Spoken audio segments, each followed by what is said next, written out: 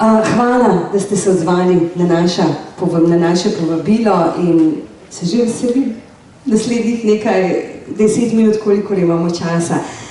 Gospod minister, pa naj bo beseda najprej vaša. Slišali smo že o vaših izjemno bogatih izkušnjah kot vodja Term, kako ste preoblikovali v znamko Olimia. In koliko vemo, ste strategijo družbe dejansko gradili v veliki povezavi z okoljem. Spodbujanje, vlaganje v razvoj kraja je prispevalo tudi k temu, da ste v letu 2009 dobili zlato medaljo za najlepše urejen mali kraj v Evropi. Ne? Kako pa vi ocenjujete pomen povezovanja gospodarskih subjektov z razvojem kraja, občine? Turizem je kolektivna ali pa dejavnost, ki zahteva sodelovanje. Sodobnega turista ne morate zapreti v hotel od jutra do večera, ampak je odločitev sodobnih turistov, da nekam gredo, temelječa predvsem na tem, kaj lahko počnejo med zajtrkom, kosilom, večerjo in po večerji. To, da imamo dober hotel, da imamo v redu bazene, to, da imamo vso to infrastrukturo, to je nujno. In to ni več dodana vrednost tista, ki bi pomenila, da nekam greste. Ampak je to tisto, kar se lahko naredi v sodelovanju z okolico. Okolje, v katerem sem jaz bil, je imelo že prej tradicijo dobrega sodelovanja, pa nekaj sreče v nesreči. Prej dopoldne smo na občini Kamnik govorili, ali malo analizirali situacijo zgodovinsko gledano delovnih mest, ki jih je bilo tukaj v izobilju. V mojem okolju tega ni bilo. Zato je bilo potrebno najti nekaj drugega in v takem okolju so pač bili ljudje bolj dovzetni za to, da so se neke stvari razvijale poleg samih term že prej.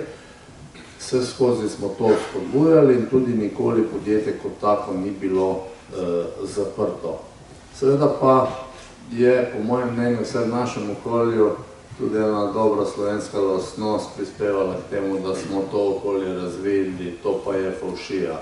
Se pravi, ko je enemu uspelo z neko zgodbo, je drugi pač naštudiral nekaj drugega, pa če hočete čokoladnica, vino, pivo, skratka, gre za različne zadeve. Ampak to vzamete malo za šalo, malo je pa tudi resnice na tem področju. Definitivno pa je neka turistična destinacija uspešna, če ustvari sodelovanje tistih, ki se ukvarjajo s turizmom, oblasti lokalne, se pravi občine ali pa vseh tistih, ki skrbijo za to, da se v tem kraju nekaj dogaja, in pa ostalih prebivalcev. Vsak vložek v infrastrukturo ni vložek drugam kot tudi v turistično infrastrukturo.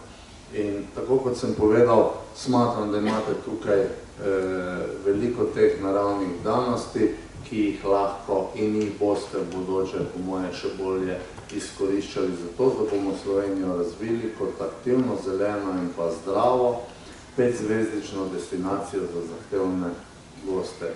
Tukaj jaz mislim, da imamo to prednost in verjamem, da seveda brez kolektivne igre ni dobene možnosti za uspeh. Vsi, kar se turizma tiče, morajo na eni ladji veslati v isti smer. Ja, lepa hvala vam za to dejansko. To darilo, ki ga mi imamo tukaj, je neprecenljivo. Sedaj pa je na nas, kaj bomo s tem naredili. No pa vidite, še fovšija je včasih pozitivna. Gospod župan, kako pa vi gledate na razvoj turizma v občini Kamnik, oziroma kaj občina tukaj počne v tej smeri, predvsem v smislu razvoja trajnostnega turizma? Zdaj, mi smo ponosni, da so Terme Snovik prve prejele to eko-marjetico že pred več leti. Zdaj, letos je Kamnik dobil znak Slovenija Green Destination, kar potrjuje to neko pravo trajnostno pot, ki smo si jo začrtali. Zdaj, kar se tiče, jaz mislim, da je občina predvsem zadolžena za to, da naredi in zagotovi primerno infrastrukturo. In pod infrastrukturo mislim predvsem razne pohodniške poti, mislim tudi pločnike, ceste, urejeno komunalno infrastrukturo. Mi se moramo zavedati, da ta dolina Snovika sploh še nima kanalizacije in tako naprej. In takih dolin je po občini Kamnik kar nekaj. Zdaj, žal nam država vedno znova nalaga vse več obveznosti zakonodajnih in tega investicijskega denarja je v občinskih proračunih vedno manj.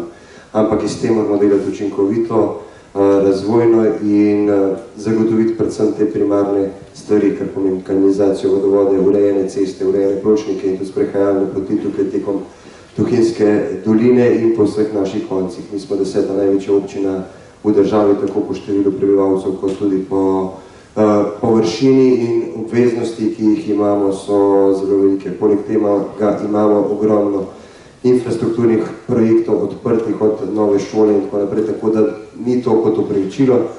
Stvar je v tem, da investicijskega denarja je res malo, ampak tako kot je bilo že parkrat rečeno, ni vse v denarju, velikrat je potrebna tudi energija, volja in pa zagnanost tistih, ki odločajo. Energijo, voljo na strani občine imamo in prepričan sem, da tudi v Termah Snovik in tukaj mislim, da lahko te zgodbe razvijamo še na višje ravni. Od pohodniških poti tukaj okoli, od glavne ceste do Snovika, do komunalne infrastrukture in pa tudi v smislu, v Kamniku se že 50 let govori o pokritem olimpijskem bazenu in zaenkrat se samo govori. Ko bo neka želja in nek motor tako močen, jaz verjamem, da se ga bo tudi speljal. Lepa, hvala tudi vam. No, dr. Plevniku bomo dali besedo bolj še v drugem sklopu, ko bomo govorili o športnik, ampak kot športnik. Hvala lepa, da ste predali mikrofon naprej. Gospod Hočevar, kako pa turistična organizacija Slovenije ocenjuje dosedanji razvoj Term Snovik? Najprej prvo lepo pozdravljeni tudi v imenu Slovenske turistične organizacije in čestitke Termam Snovik, s katerimi moram reči, da resnično izjemno dobro sodelujemo. Vprašanje, bom rekla, je zelo lahko. Kako ocenjujemo ta dosedanji razvoj? Lahko rečemo samo, da kot zelo dober primer dobre prakse. Takšnih ponudnikov bi si želeli več, takšnih, ki ves čas verjamejo v trajnost, v neko družbeno soglasje, v to, kako bo vse skupaj vplivalo na naravo in okolje. Zagotovo smo tukaj zelo ponosni tudi v smislu, da so začetniki trajnostnega razvoja, tukaj ste bili res pionirji in ni samo to pomembno, da ste prvi pridobili znak EU Marjetica, ampak da ste odpirali to pot. Pred 10 leti se spomnim, kako smo si pobožno želeli, da bi imeli še kakšno takšno nastanitev. Danes jih imamo 37. Ampak zagotovo ste ravno tisti, ki ste prvi stopili na to pot, zelo, zelo pomembni. Tukaj moram tudi reči, da izjemno dobro vsakodnevno bi skoraj lahko rekla, oziroma v različnih okvirih se srečujemo. Terme Snovik niso samo terme, ki delajo zase, delajo za dobro tukaj okolja, pa tudi za slovenski turizem. Lansko leto, ko je gospod Hribar prejel priznanje za izjemne zasluge za razvoj slovenskega turizma, bom rekla, nam je vsem igralo srce, kajti takšna srčnost, predanost jo redko srečamo. Gospod Hribar je aktiven tako v okviru Združenja pohodništva in kolesarjenja GIS. Moram reči, da tam nastopa celo v vlogi mediatorja pogosto ali pa še kje druge in to zelo uspešno. Gospa Petra Zlatoper je vključena v konzorcij Slovenija Green. Skratka, na vseh področjih se skušajo angažirati, pa tudi delujejo v skladu z vizijo slovenskega turizma. Torej, to vam resnično priznavamo, ste inovativni, ste zagnani, imate ekipo, ki resnično razmišlja široko. Lahko rečem, da tudi na Zavodu za turizem, šport in kulturo Kamnik imamo odlične sogovornike, imamo zeleno koordinatorko, ki jo lahko damo za zgled celotni Sloveniji, to dejansko počnemo, kajti ne gre samo za to, resnično priznanje, ne gre samo za to, da ste pridobili znak. Všeč mi je, kako je tudi gospod Simetinger izrazil, trajnost ni cilj, trajnost je pot. In to se tukaj res vidi, pridobili ste, ne samo, da ste znak pridobili, ampak ste v 3 letih to še precej zvišali in tako ste prišli iz srebrnega v zlati znak. Čestitke celotni destinaciji, čestitke Termam Snovik. Hvala lepa tudi vam. Gospod Konečnik, ali lahko turistično razvita destinacija, tako kot so recimo Terme Snovik v bližini Ljubljane, dejansko doprinese Ljubljani kot turistični destinaciji, kot glavnemu mestu?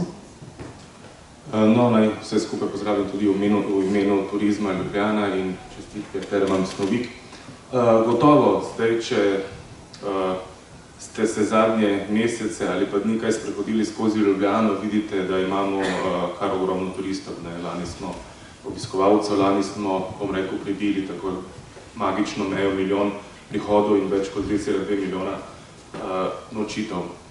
Zdaj, ravno zaradi tega je pravzaprav ena izmed naših usmeritev tudi usmerjati naše obiskovalce, ki pridejo v Ljubljano, ker je glavno mesto, ker je prepoznavno tudi v regijo. In v tej smeri sodelujemo z 25 obljubljanskimi občinami, med njimi tudi Kamniško in seveda s Termami Snovik, tako da tukaj so v bistvu neke sinergije, tako v bistvu na naši strani kot na strani občine Kamnik in Terme Snovik. Seveda je pa druga stvar, kot je že kolegica omenila iz Slovenske turistične organizacije, tukaj trajnost. Ljubljana ima, sicer je zelena prestolnica, bila in še vedno je v bistvu leta 2016, imamo naziv pametnega mesta v sustainability, torej v trajnosti, pa vendar moramo priznati, da se je zgodba trajnosti tukaj v Snoviku v bistvu začela še precej prej, preden smo o tem razmišljali v Ljubljani in zato tudi na tem področju zelo dobro sodelujemo. Kako pa trenutno izgleda sodelovanje med Turizmom Ljubljana in Termami Snovik? So kakšni konkretni projekti?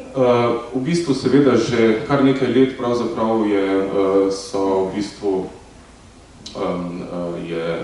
Terme Snovik kot del regije v bistvu sodelujejo z nami preko našega koordinatorja regionalnega in pravzaprav skozi to mi tudi pomagamo manj znanim, torej za tujega gosta, manj znanim krajem na prepoznavnosti. Mislim, da v naslednjih mesecih ali tednih bomo tudi pripeljali novinarje v Terme Snovik, kot jih tuje novinarje, kot jih pripeljemo v bistvu tudi vse druge občine. In konkretno, pa verjetno se to najbolj pozna, je bilo pa lani, ko smo začeli pravzaprav z ljubljansko turistično kartico Urbana in prvič smo na njo uvrstili tudi Terme Snovik in če se ne motim, mislim, da je že kar 800 ljudi koristilo v bistvu to kartico in zaradi tega prišlo tudi sem in na to smo zelo ponosni in upam, da se bo v naslednjih letih v bistvu to sodelovanje še povečalo in izboljšalo. Hvala lepa. Verjamem, da si to vsi mi želimo. Gospa Hribar, gospodična, kako pa se odraža turizem v Termah Snovik skozi različne ciljne skupine vaših gostov? Ja, zdaj zagotovo se je naša zgodba začela že z govoricami oziroma z vedanjem o zdravilni vodi, ki so jo koristili domačini. S pilotnim bazenom smo začeli z razvojem turizma v Tuhinjski dolini, kar je v bistvu pripeljalo goste v Tuhinjsko dolino, v terme in tudi v našo bližnjo okolico. Zdaj, prvi obiskovalci so bili zagotovo Kamničani, poleg njih pa so prevladovali gosti iz osrednje slovenske in gorenjske regije. Z pokritim bazenom leta 2002 smo razširili sezono skozi celo leto in s tem je tudi prišlo več gostov od blizu in daleč. Zagotovo jih je nekaj prišlo zaradi radovednosti, kaj se dogaja tukaj na našem koncu, veliko pa tudi zaradi naše zdravilne termalne vode, ki je pomagala številnim in je tudi tukaj lepo. Zagotovo ciljne skupine so bile v letu 2012 drugačne, kot so sedaj, ko je bil samo bazen. Bili so upokojenci, osnovnošolci, podjetja, športniki, potem z izgradnjo apartmajskega naselja, ki se je zgodila v 3 fazah od leta 2005 do 2007. Smo pridobili tudi apartmajske namestitve, sobe in apartmaje, s katerim smo gostom lahko omogočili, da so v naših koncih večni in s tem tudi vstopili na tuje trge. Zdaj delež tujih turistov se je postopoma dvigal, zadnjih nekaj let pa ostajamo na deležu 70% tujih in 30% domačih slovenskih gostov. Zdaj, ciljne skupine so zagotovo na dnevnih obiskovalcih, se pravi gostje, ki si s plavanjem in crime storitvami želijo izboljšati kakovost življenja, potem aktivni gostje, upokojenci, družine z otroci in interesne skupine, ki imajo različne motive od športnih, poslovnih in izletniških, tudi do in pa posamezniki oziroma skupine, ki imajo motive prihoda zaradi wellnessa in ostalih storitev. Zdaj v apartmajskih večdnevnih segmentu imamo zagotovo od družine z otroki, pare in seniorje, potem trajnostno naravnane ljudi. Zdaj, če bi govorila po personah turističnega slovenskega turizma, bi bile to predane mame, ki podredijo, ki jim je pomembno, kaj ponudijo svojim otrokom, sproščeni eskapisti, ki si vzamejo čas od svojega vsakdana in jim je pomemben selfness do zelenih navdušencev. Tako da zdaj z našim nastopom na sejmih, tudi sama zastopam na sejmih, zagotovo z veseljem ugotavljam, da smo v Sloveniji že poznani ponudnik in v tujini pa še postajamo prepoznavni ponudnik zelenega turizma. Hvala lepa. No, sedaj smo govorili nekako na splošno. Vidimo, tukaj je na voljo so terme, na voljo je tudi pohodništvo, ampak to je predvsem tisto, kot bi rekel, nekako ta rekreacijski šport. Verjetno želja pa je z izgradnjo olimpijskega bazena, da bi šel razvoj še v bolj športni turizem. Zato, doktor Plevnik, lahko nam vi poveste, kako pa je po vašem mnenju pomembna ta za športnika, ne zdaj govorimo o nekom, ki se bolj aktivno, morda ne pol profesionalno ukvarja športom, ta bližina bivanja in celovita ponudba. Lep pozdrav tudi v mojem imenu in hvala za povabilo. Ja, ko govorimo o 50-metrskem olimpijskem bazenu, ali se pravi o 50-metrskem bazenu, govorimo zdaj o čistem športu. Se pravi, 50-metrski bazen je športni objekt in je tudi zgrajen za namen športa, se pravi za doseganje vrhunskih rezultatov. Temu mora biti podrejeno potem tudi vse. Tekmovalec, ki pride, njegov trener, vso strokovno osebje, želi imeti pač idealne pogoje. Idealni pogoji se šele začnejo za 50-metrskim bazenom. Vse ostalo, kar pa potem celotna ekipa potrebuje, je pa naprimer nekih dodatnih zadev. 50-metrski bazen, ki bi omogočil tudi različne videoanalize, se pravi, da ni sama školjka vgrajena v zemljo, ampak da je neka prosto stoječa školjka z nekimi dodatnimi okenci, ki omogočajo, da grejo kamere spodaj, da trener pogleda spodaj, da mogoče so kakšni mostovi gor na vrhu, da trener gre zgoraj, posname športnika od zgoraj dol, spravi, to so vse dodane vrednosti. Nujna dodana vrednost danes je nek dodatna telovadnica zraven, plavalci že dolgo ne trenirajo več samo v bazenu, nek modern fitness, to so zdaj tisti najožji športni objekti, ki jih recimo 50-metrski bazen mora imeti zraven. Ko ste povprašali o celoviti ponudbi, seveda športnik je kar obremenjen posameznik, da ima vse na enem mestu, se pravi, da lahko gre praktično v supergah ali pa v copatih, iz hotelske sobe do samega bazena, je kar pomembna zadeva. Konec koncev aktiven športnik, vrhunski tekmovalec, kar nekaj svojega časa preživi v bazenu. 6 ur, recimo 4-6, tam nekje, odvisno pač od določenega obdobja. preplava kar nekaj kilometrov tudi na dan. Ne. In seveda vsa logistika, ki mu je na voljo zraven, je samo dobrodošla. Zdaj ne govorimo samo o športnih objektih, pa o prostorih, pa povezave nastanitev za bazenom, tukaj je še dodatna možnost uravnavanja prehrane, pa določene regeneracijske storitve, možnost masaž, fizioterapije in tako naprej. To je vse samo dodana ponudba. Kaj je po vašem mnenju, kakšno okolje je najprimernejše za športnika? Je to bolj urbano ali morda takole malce bolj odmaknjeno? Ja, ko sem dobil to vprašanje, sem rekel, ja. Odvisno od ciljev bi jaz rekel kar tudi lokalnega okolja. Zdaj, športnik, vrhunski športnik, zdaj moramo vedeti, da imamo več pojavnih oblik športa, tudi mogoče kot en podatek. Slovenci smo zelo veliki plavalci. Plavanje je na 3. mestu po priljubljenosti športov. Se pravi, da če tako pogledamo, že samo z prebivalci Slovenije, katerikoli nov bazen v bistvu bi bilo z lahkoto napolniti.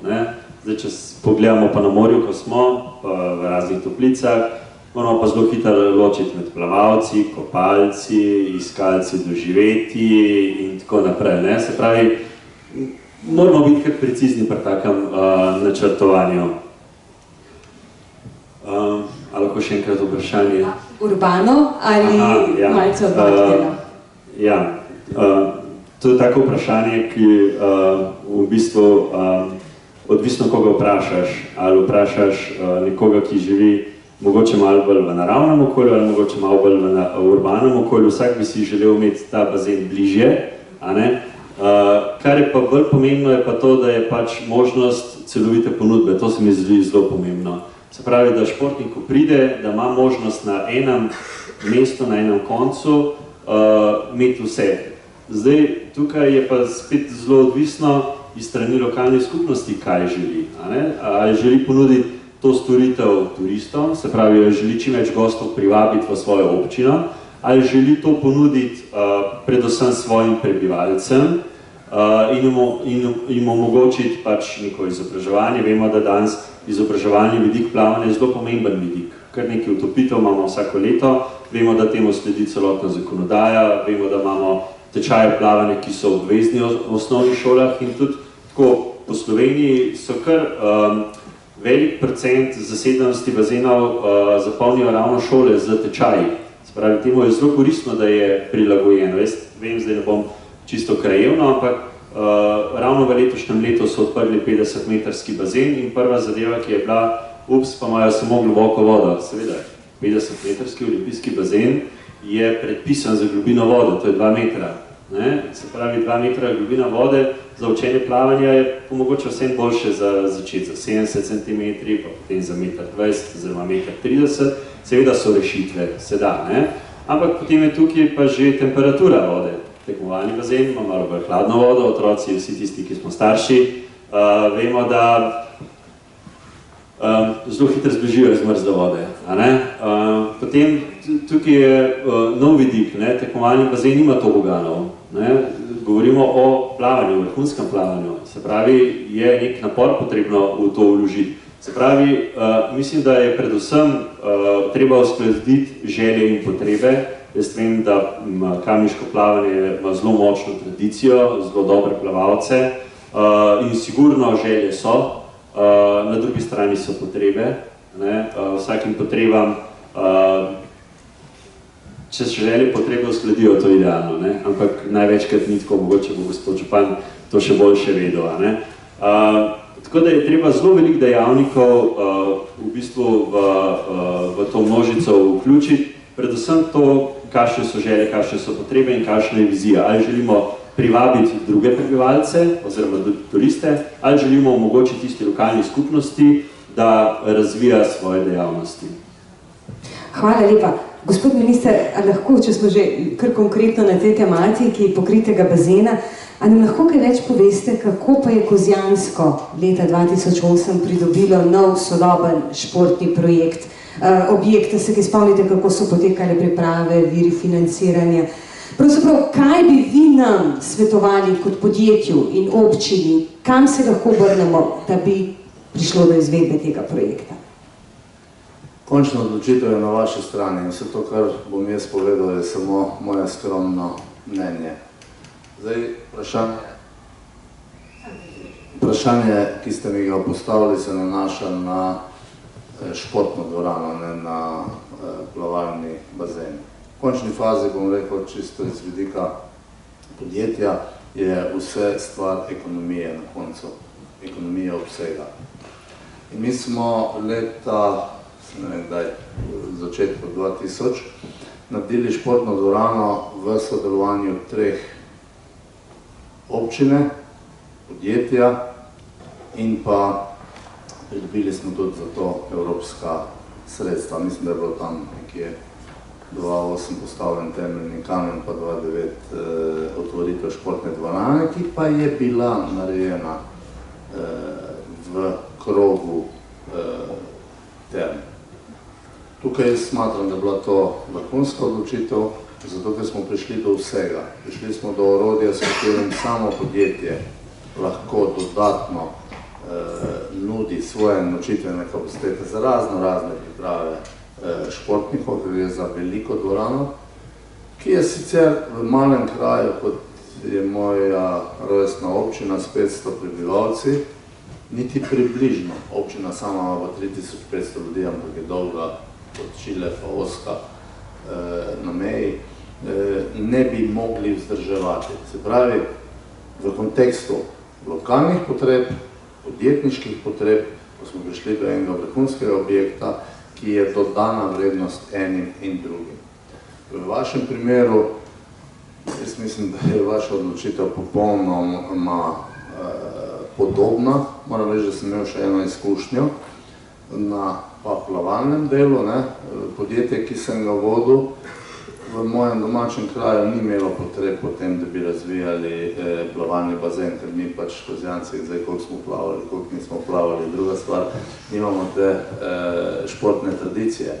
Ampak smo leta 2003 kupili največje hrvaške terme, Terme Tuhelj, ker pa ta tradicija je in tam imajo še danes odličen primer sodelovanja plavalnega kluba in pa term. Tam ni sicer pokritega olimpijskega, ampak je pokrit 25-metrski bazen in je baza uspešnega kluba, ki je eden bolj uspešnih v sosednji državi. Zdaj, za vaš primer pa je za mene ključno vprašanje in to si morate postaviti tudi na občini, ampak to je vaša stvar, ekonomije, vzdrževanja, operativnih stroškov. Eno je, ko imaš to ti nekje skupaj v enem sistemu, se pravi vzdrževanje, varnost, energetika, gre za mali milijon stroškov, ki jih je treba rešiti, če je ta zadeva samostojna. In to se pokaže šele potem. Jaz vem, da je najbolj komod, da imam bazen pred vrati, da lahko grem peš na trening, ampak v vašem primeru smatram, da bi spet prišlo do neke sinergije, kjer se da, ja, strinjam se, vrhunski šport je vrhunski šport.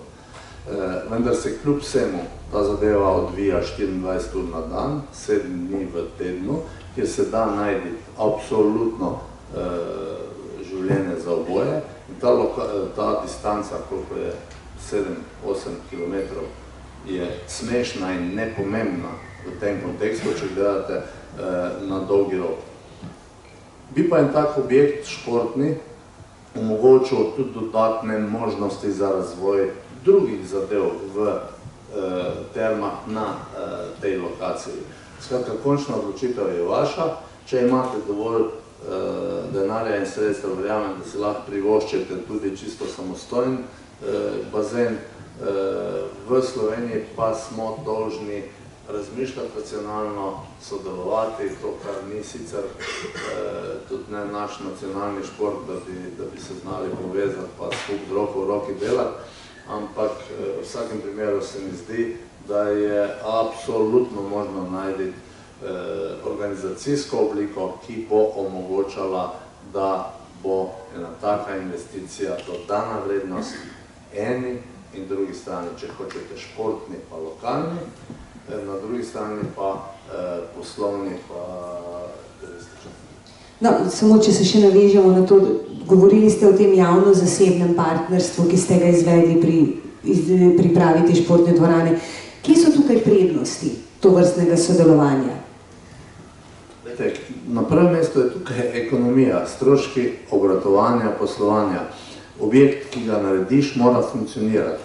Mora biti odprt čim več časa in mora biti racionalno vzdrževan. In če je več uporabnikov in pri pametnih, razumnih ljudeh se vedno dajo ti urniki uskladiti, je ta zadeva tista, ki nas vodi naprej. Še enkrat, smatram, da je to za lokalno skupnost in za tisti šport, ki je povezan z domačim okoljem, to najracionalnejša rešitev. Taka rešitev tukaj pa prispeva k temu, da pa podjetje dobi eno dodatno orodje, s katerim lahko razvija tudi, prej nismo govorili, turizem takšen, turizem drugačen, turizem športni.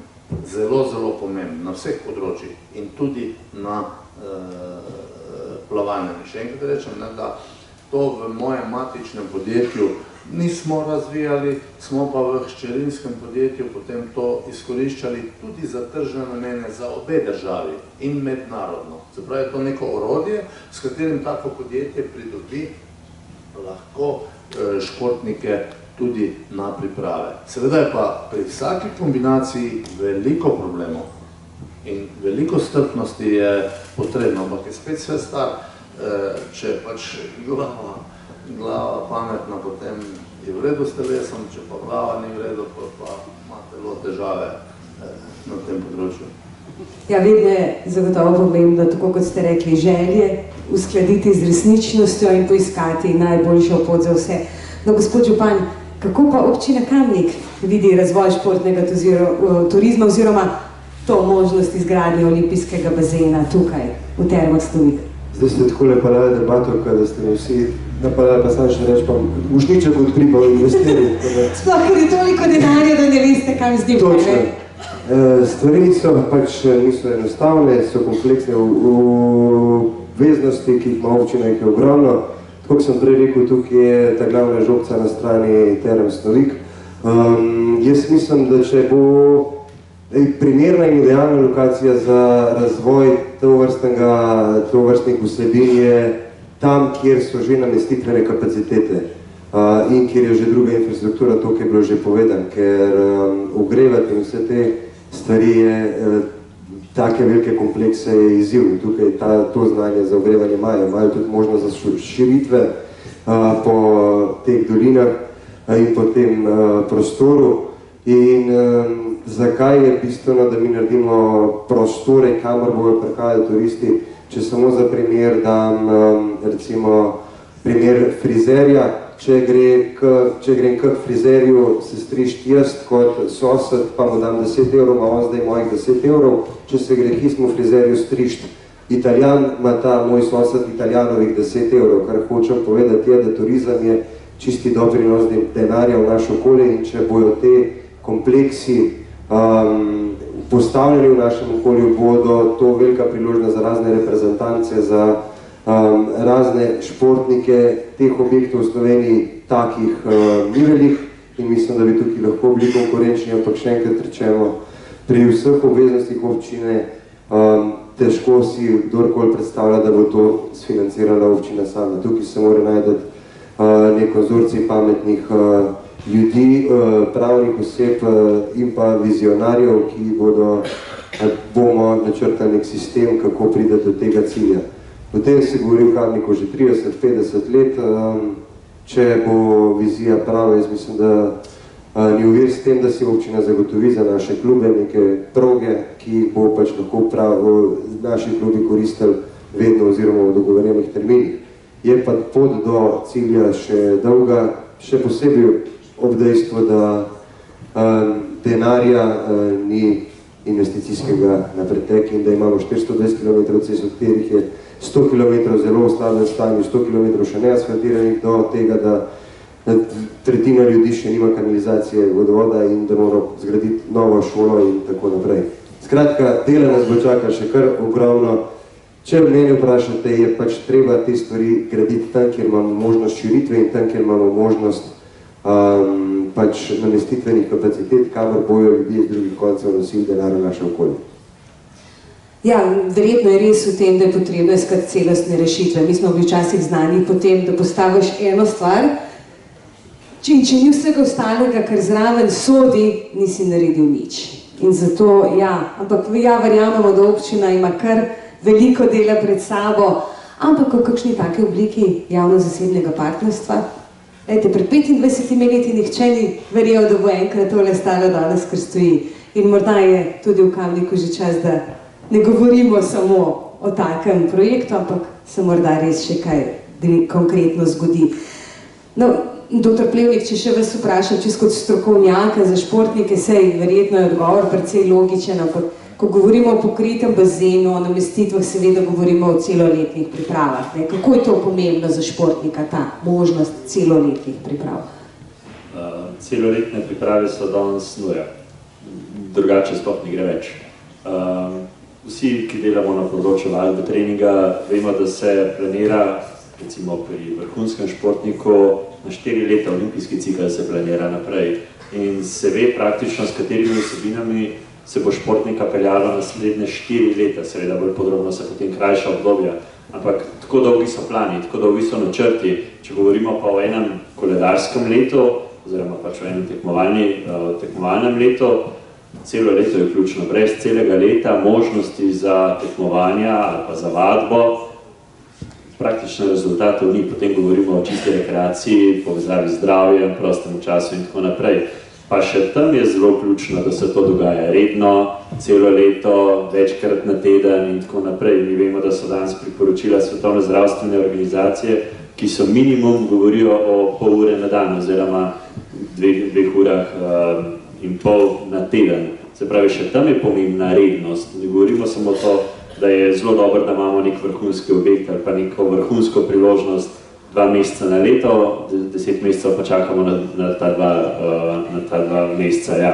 Zato imamo morje, recimo, ne rabimo objektov graditi. Tako da, nujno je celoletne priprave. Pri tem povezovanju, tako kot so tudi ostali rekli, je pa vseeno treba pomisliti tudi na povezovanje vsebin, se pravi ne samo lokalne skupnosti in vsega, ampak tudi povezovanje vsebin. Zdaj pri strošku, recimo izgradnje 50-metrskega pokritega bazena, je verjetno zanemarljiv strošek nek dodatni bazen ali pa razmišljati že naprej, s kakšno opremo se bo ta bazen dopolnil, da bo tudi za namen izobraževalnih dejavnosti, se pravi, da bodo lahko tudi otroci notri plavali v neki prilagojeni globini. Vse to so že rešitve obstajajo, čeprav je školjka ista. Ali pa verjetno nek dodatni bazen, ki ima toplejšo vodo za recimo termalne namene ali pa terapevtske namene. Se pravi, večjo nekako v istem objektu, ne govorim samo o 50-metrski školjki, ampak večjo maso ljudi, ko zajameš, za zelo majhno dodano vrednostjo stroškov, z majhno vrednostjo stroškov, boljše je, to so novi produkti, nova možnost, nastavitve ostajajo, vse ostalo ostaja. Tako da tudi v tem smislu se mi zdi zelo pomembno. Ali pa recimo oprema, ki je, da se ve, da je recimo tudi invalidi so danes kar pomembna populacija, objekti morajo to že imeti, da se že vnaprej predvidi, da je tak objekt možen za uporabo tudi tistih, ki imajo neke prilagojene oblike gibanja in vemo, da je voda ključna, oziroma da je gibanje v vodi ključno za to populacijo. No, zagotovo to odpira ogromne možnosti in lahko si le želimo, da bodo res strokovnjaki našli tudi rešitev, kako vse to omogočiti in izpeljati. Kako pa Slovenska turistična organizacija nekako vidi razvoj športnega turizma v Sloveniji? Kakšna je strategija? Konkurenčnost športnega turizma definitivno temelji na visoko kakovostni outdoor in pa športni ponudbi, športni infrastrukturi. Tukaj dejansko zelo veliko govorimo zdaj o pokritih bazenih. V Sloveniji imamo kar, če govorimo na splošno, precejšnje število objektov, lahko rečemo preko 1200 pokritih, 2500 nepokritih. Je pa žalostno to, da že od te infrastrukture se je zelo malo uporablja za namene turizma. Kot je bilo uvodoma povedano, dejstvo je, da potrebujemo vrhunsko ponudbo, že samo infrastrukturo, potem pa moramo se še razlikovati, imeti dodano ponudbo. Tukaj izzive zagotovo še imamo, veliko priložnosti, imamo enega mednarodnega strokovnjaka, Terry Stevens, vsakič, ko pride v Slovenijo, reče, da to je resnično takšen potencial, ampak manjka nam še te osnovne infrastrukture plus vsega zraven. Ne moramo biti samo povprečni v tej masi ponudbe, ki je globalno, ampak potrebujemo dodano vrednost, tako kot je tudi v skladu s strategijo slovenskega turizma. Hkrati so tukaj potenciali z vidika organizacije prvenstev, prireditev športnih, če navedem samo podatke, da samo 20% prihodkov ob nekem prvenstvu se ustvari pred dogodkom, pa 20 med, ostalo pa kasneje. In praviloma niti ne zajemamo vsega tega v neke multiplikativne učinke. Same priprave športnikov, tudi to, zagotovo danes športnik nima manevrskega prostora, da zaradi infrastrukture postavi na kocko svoj uspeh. Tako da tukaj osnova plus dodana vrednost, kot smo rekli, in pa kot je uvodoma omenila tudi gospodična Hribar, gre za to, da potrebujemo segmentacijo, potrebujemo diferenciacijo, moramo izumiti, včasih celo rečemo, ko se spomnimo nov šport, pa nekaj izven okvirjev. Tukaj Terme Snovik zagotovo zelo dobrodošla vsaka nadaljna ponudba v tej smeri, kajti Slovenija jo potrebuje. No, čisto še nakratko z vidika turizma Ljubljana, športni turizem v Termah Snovik, ali ima to kakšen pomen tudi za vas? Jaz bi se gotovo na kolegico z Slovenske turistične organizacije navezal. Rabimo v glavnem rabimo res to, da smo drugačni. Zavedati se moramo, da kolač turizma v svetu je ogromno. Trenutno potuje na tuje milijarda 300 milijonov ljudi, čez 30 let naj bi bili že 2 milijardi ljudi, ki pride pravzaprav dopustovati na tuje in tukaj, kako velik kolač si bo tukaj odrezala Slovenija in z njo v bistvu Ljubljana in osrednja slovenska regija. O tem bodo odločali tudi takšni produkti, kot so naprimer vse v naši regiji, torej Terme Snovik kot pravzaprav edine terme v takšnem obsegu. Ja, hvala lepa. Gospa Katarina, kako pa vi kot predstavnica mladih vidite ta nadaljnji razvoj Term Snovik? Ja, zagotovo v prvi vrsti sledenje viziji, ki je že zastavljena. Za to vizijo smo si postavili določene cilje, zagotovo kakovostna turistična ponudba z inovativnimi produkti in storitvami, ki imajo visoko dodano vrednost, produkti oziroma paketi za razvoj zdravja, za zdravo, aktivno in zeleno ponudbo, še nadgradnja te.